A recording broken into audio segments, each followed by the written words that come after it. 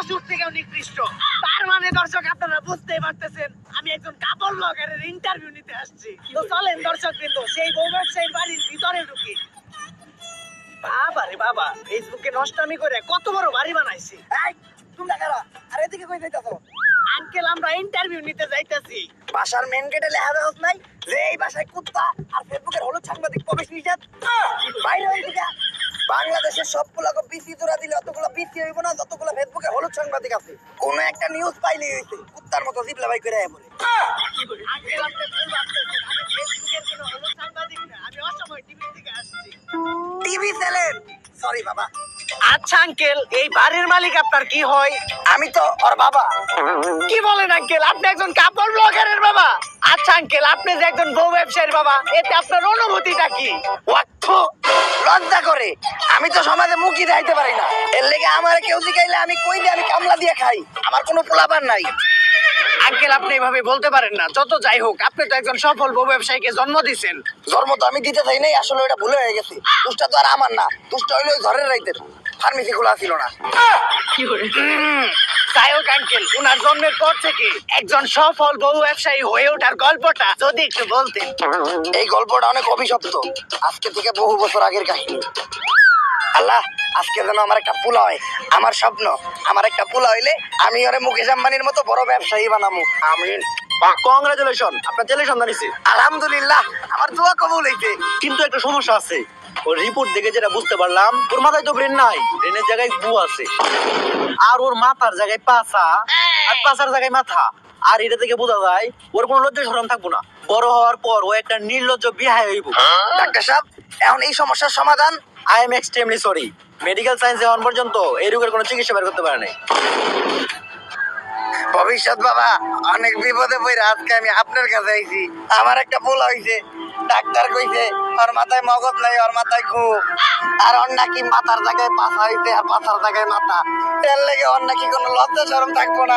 আমার স্বপ্ন হইলো আমি আমার পোলারে বড় একটা ব্যবসায়ী বানাবো। কিন্তু এগুলা দেওয়ার পর তো মনে হইতেছে ও বড় একটা টিকটকার হইব। বাবা আপনি কিছু একটা করেন। তুই কান দিস না বচ্চ, এখনই আমি তোর পোলার ভবিষ্যৎ দেখতাছি। আই এম ব্যাক, জিম এবার কাপড় ব্লগার করে ঠেক। চিন্তা করিস না বচ্চ, আমি এইমাত্র তোর পোলার ভবিষ্যৎ দেখলাম। তোর পোলা বড় একজন সফল ব্যবসায়ী হইব। টাকা কামানির জন্য তোর পোলা সবকিছু করব, এমনকি নিজের মান সম্মান পর্যন্ত বিলিয়ে দিব। যাক বাবা, তাহলে আমার পোলারে আমার ব্যবসায়ী বানানোর স্বপ্নটা পূরণ হইব। কিন্তু বাবা, আপনি তো আমার এটা কইলেন না যে আমার পোলা বড় হয়ে কি ব্যবসা করব? বউ ব্যবসা করব। যতটুকু কইছি আমি আর কইতে পারবো না। ওরে জন্ম দিয়ে আমি এক পাপ করছি, ওর কাহিনী কইয়ে আমি আর পাপ কামাইতে চাই না। আস্তাগফিরুল্লাহ, নাউযুবিল্লাহ। পোলাপান বলে এত খারাপ হয়? কাপড় ব্লগার কো নাম মুহে নিছি, এখন যে আবার আমার উযু করতে হইব। আস্তাগফিরুল্লাহ, নাউযুবিল্লাহ। দর্শক, একজন বউ ব্যবসায়ীর বাকি সফলতার কাহিনীটা আমরা তাদের মুখ থেকেই শুনবো। চলেন দর্শক, আমাদের মাঝখানে আছে দেশের সবচাইতে স্বনামহীন বিশিষ্ট বউ ব্যবসায়ী সম্রাট। আমাদের লজ্জা শরম নাই, তাই আমরা বউ ইচ্ছা খাই। তো ভাই, আপনি কাকে? ভাবির এত দেখতাছি না। আমরা একটু বাইরে গেছিলাম তো, আপনার ভাবি বোরকা পরা ছিল, তাই ওরে বোরকাটা খুলে আসতে বলছি। কারণ বোরকা পরা অবস্থায় ইন্টারভিউ দিলে ইন্টারভিউতে ভিউ কম আসবো। তো দর্শক, আমাদের ভাবি পরহেজগার মানুষ, বাইরে গেলে বোরকা পরে, পর্দা করে। আরে ওইরকম কিছু না, আসলে বোরকা ছাড়া বাইরে গেলে সবাই ওরে চিনালায়, তারপরে গালাগালি করে। ওই তো চলে আসছে। ভাবি, আপনি আমার পাশে বসলেন যে? আর এই সমস্যা নাই, আমি কাপড় ব্লগারে বউ না। ভিডিওর বিয়ের জন্য আমি যাত্রার সাথে বসতে পারি, যাইতে তাই করতে পারি। বেবি, তুমি ওনার কোলে উঠে বসো। কোলে উঠে বসলে এই ইন্টারভিউটার ভিউ আরো বেশি হইব। আরে না থাক, এত ভিউয়ের দরকার নাই, আমরা ইন্টারভিউতে ফিরে যাই। তো আপনার কাছে আমার প্রথম প্রশ্ন, আপনি কিভাবে এই বউ ব্যবসা শুরু করলেন? দেন, এই বউ ব্যবসার যাত্রাটা এতটা সহজ ছিল না। আমি ছোটকাল থেকে ছিলাম একটা অকর্মা, গাধা ব্যাককল। আমার ব্রেন ছিল আমার পুটকিতে, তাই আমার দিয়ে কোনো কাজকর্ম হইতো না। যেই চাকরি করতে যাইতাম ওই জায়গায় খালি লাফতেই খাইতাম। তাই আমি মানসিক ভাবে অনেকটা ভাঙা পড়ি। তারপরে একদিন আমি আমার প্রিয় শায়কের একটা ওয়াজ শুনলাম যে যদি তুমি কোনো মেয়েকে দেখে মানসিক শান্তি পাও, দ্যাটস ইনাফ ফর ইউ। তারপরে আমি খুঁজে পেলাম আমার মানসিক শান্তি। আর ওরার আমার ভিতর একটা জিনিসের মিল আছে কি জানেন? কি? আমরা দুইজনেই নির্লজ্জ বেহায়া। আর বিয়ের শুরুতে আমাদের আর্থিক অবস্থা তেমন একটা ভালো ছিল না, আর ব্যবসা করতে তো পুঁজি লাগে, আমার কাছে ব্যবসা করার মতো পুঁজিও ছিল না। তখনই আমার মাথায় আসে একটা বিজনেস প্ল্যান, যে ব্যবসা করতে কোনো পুঁজির প্রয়োজন হয় না, শুধু একটা বউ থাকলেই চলে। আর এমনি ব্যবসায় তো লস খাওয়ার সম্ভাবনা থাকে, কিন্তু এই ব্যবসায় লস খাওয়ার কোনো চান্সই নাই, খালি সফলতা আর সফলতা। সেইটাই হচ্ছে এই বউ ব্যবসা। আর তারপর থেকেই আমরা শুরু করি এই কাপড় ব্লগ, আর আজ আমি একজন সফল বউ ব্যবসায়ী। ভাই, দর্শক জানতে চাই আপনার এই সফলতার পিছনে আপনার বইয়ের অবদান কতটুকু? আরে পুরো অবদানই তো আমার বউয়ের। এই কাপড় ব্লগে সফল হইতে গেলে শুধু আপনার একার নির্লজ্জ হইলেই হইব না, আপনার বউয়েরও হইতে হইব নির্লজ্জ। বউ যত বেশি নির্লজ্জ, কাপড় ব্লগে তত বেশি ভিউ। এই যেমন ধরেন, আমি যদি এখন ওরে কই যে জামাটা খুইলা লাও, ক্যামেরার সামনে জামা খুইলা লাইবে 1 সেকেন্ডও ভাববো না।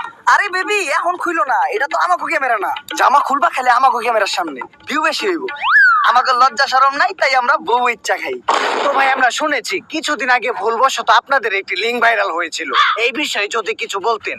ভাই আজকে আপনার একটা গোপন কথা কই, লিঙ্কটা তো ভুলে ভাইরাল হয় নাই, ওই লিঙ্কটা আমরা দুইজন মিলে ইচ্ছা করে বের করছি, তাই না বেবি? বেবি দুইজনে ভিডিওতে এত নষ্টমি করলাম, ভিডিওর ভিউ বাড়ানোর জন্য নির্লজ্জের সর্বনিম্ন স্তরে নেমে গেলাম, তারপরেও তো ভিডিওর ভিউ বাড়তেছে না। আমার ঘরে কেউ চিনে না, আমাকে কোনো টাকা ইনকাম হয় না, অভাবের সংসার, দিন আনি রাত খাই, এইভাবে আর কতদিন চলবো? বেবি একটা জিনিস খেয়াল করছো, ইদানিং কিন্তু লিঙ্ক ভাইরাল হয়, আর যাদের লিঙ্ক ভাইরাল হয় লিঙ্কের সাথে সাথে কিন্তু তারাও ভাইরাল হয়ে যায়। আর ভাইরাল মানে ফেসবুকে মিলিয়ন মিলিয়ন ভিউ, আর ভিউ মানে টাকা। তো কি বলো, তুমি আমি মিলে যে মোবাইল দিয়ে একটা দুষ্ট ভিডিও রেকর্ড করছিলাম, ওটা ভাইরাল করে দেই? জান, এই কথাটা তো অনেক আগে থেকে আমি তোমার বলতে চাইতেছিলাম, কিন্তু বলি নাই। তুমি কি না কি মনে করো? আরে আমি কি মনে করবো, কাপড় ব্লগ করি মানে আমি তোমার থেকে বেশি বেহায়া। ওইটা তো আমি জানি, কিন্তু ভিডিওটা ভাইরাল হয়ে যাওয়ার পর আমরা মানুষের কাছে কি জবাব দিব? আরে বলবো আমাদের মোবাইলটা হারিয়ে গেছিল, তারপর কেউ না কেউ ভাইরাল করে দিছে। ডান। বেবি আমাদের লিঙ্ক তো ভাইরাল হয়ে গেছে, আর লিঙ্ক ভাইরাল হওয়ার পর আমাদের ফেসবুকের প্রত্যেকটা ভিডিওতে মিলিয়ন মিলিয়ন ভিউ, আর আমাদের ফ্যান ফলোয়ারও কমেন্ট করতেছে। দেখি কি কমেন্ট করছে। আপনাদের এই ভিডিওটা ভালো লাগছে, এরপরের লিংকের জন্য অপেক্ষায় রইলাম। ওইদিকে দেখবো সবাই আমাদের খেলা, আর এইদিকে চলবো আমাদের পেজে লাইক আর ভিউ এর মেলা। এইটাই তাহলে আসল কাহিনী? হ্যাঁ, কিন্তু এই ক্লিপটা আবার ইন্টারভিউতে দিয়েন না, এডিটের সময় এই ক্লিপটা কাইটা দিয়েন। কিন্তু এটা তো লাইভ চলতেছে। আরে কি এর ওইটা লিঙ্ক, ওইটা তো একটা শিক্ষণীয় ভিডিও। ওইটার মাধ্যমে আমরা যুব সমাজকে শিখাইছি যে কিভাবে আপনারা লিঙ্ক ভাইরাল হওয়ার পরেও আমাদের মতো সুইসাইড না কইরা অসম্মানের সাথে এই সমাজে বাইচা থাকতে পারবেন। আচ্ছা ভাই, এই লিঙ্ক ভাইরাল হওয়ার পর পাবলিক আপনাদেরকে কিভাবে নিয়েছে? আরে একেবারে পজিটিভলি নিছে। এই দেন আমাকে ভিডিওর কমেন্ট চাইতেছি, এই যে একজন কমেন্ট করছে, কুত্তার বাচ্চারা তোরা এখনো সবার সামনে মুখ দেখাস কেমনে? আরে এটা তো আমাকে হেটার। আপনি এর পরের কমেন্টটা পড়েন। ভাই, আগের 2 মিনিট 91 সেকেন্ডের ভিডিওটা একটু ছোট হয়ে গেছে, এরপর 1 ঘন্টার একটা ভিডিও দেখতে চাই। এই আপনি পরবর্তী প্রশ্নে যান। তো মানুষ বলে কাপড় ব্লগারদের কন্টেন্ট নাকি সবচাইতে ক্যাট কন্টেন্ট, জঘন্য কন্টেন্ট। তো এই বিষয়ে আপনার মতামত কি? কে বলছে? আমাদের কাপড় ব্লগারদের কন্টেন্টই তো সবচেয়ে কোয়ালিটিফুল কন্টেন্ট। আমাদের কন্টেন্ট গুছানো, শিক্ষণীয়। যেমন ধরেন, দর্শক একটা কথা আপনারা শুনলে একদম অবাক হয়ে যাবেন, আমার বউয়ের আজকে হইতে পাতলা পায়খানা। ও সেই সকাল 6টায় ঢুকছে, আর এখন বাজে দুপুর 1টা, এই পর্যন্ত ও খালি হাঁকতেই আছে হাঁকতেই আছে। এই দেখেন পুপুকের আওয়াজ হইতাছে টয়লেটের ভিতর থেকে, কি গন্ধ। আজকে আমি আমার বউরে দিব একটা সারপ্রাইজ। এই যে দেখেন একটা নাপা এক্সট্রা, এই নাপা এক্সট্রাটা আমি আমার বউরে খাওয়াই দিব, তারপর ওর পাতলা পায়খানা একদম ভালো হয়ে দেবো। বেবি তোমার কি হয়েছে? হইছে জান, কেমন? একদম পানির মতো। আচ্ছা তুমি এই নাপা এক্সট্রাটা খাও, সাথে সাথে তুমি ঠিক হয়ে যাবা।